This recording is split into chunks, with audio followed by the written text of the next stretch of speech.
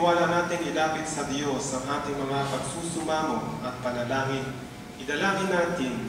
Panginoon, tingin mo ang aming panalangin. Ulitin po natin lahat. Panginoon, tingin mo ang aming panalangin. Sa panahon ng kahirapan at mga pagsubok sa aming bansa, naway maging matatag ng mga relihiyoso at mga pinuno ng mga bayang kanilang pagtitiwala sa Panginoong gumagabay sa sangkatauhan. Manalangin tayo. Panginoon, tingin mo ang aming panalangin. Nawa ang mga ama ng bawat pamilya ay maging katulad ni San Jose sa matuwid ng nangangalaga kay Maria at maging bukas sa kalooban ng Diyos. Manalangin tayo. Panginoon, tingin mo ang aming panalangin. Nawa ang mga kabataan ay matuto sa kalimbawang ipinakita niya Maria at Jose na kumikilala sa Jesus bilang sentro ng kanilang buhay. Manalangin tayo. Panginoon, tingin mo ang aming panalangin.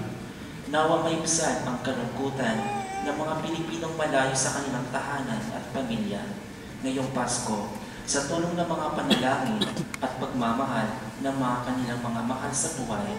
Manalangin tayo. Panginoon, tingin mo ang aming panalangin. Nawa sa pagsapit ng Pasko ay maranasan namin ang kapayapaan, pagkantili at kasiyahan na dulot ni Jesus, ang aming Panligtas at Emmanuel. Manalangin tayo. Panginoon, tingin mo ang aming panalangin.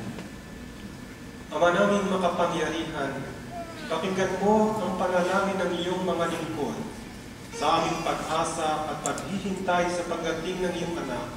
Naway punuin mo kami ng kapayapaan at kasiyahan sa pamamagitan ni Kristong aming Panginoon. Amen. Magsipo po na.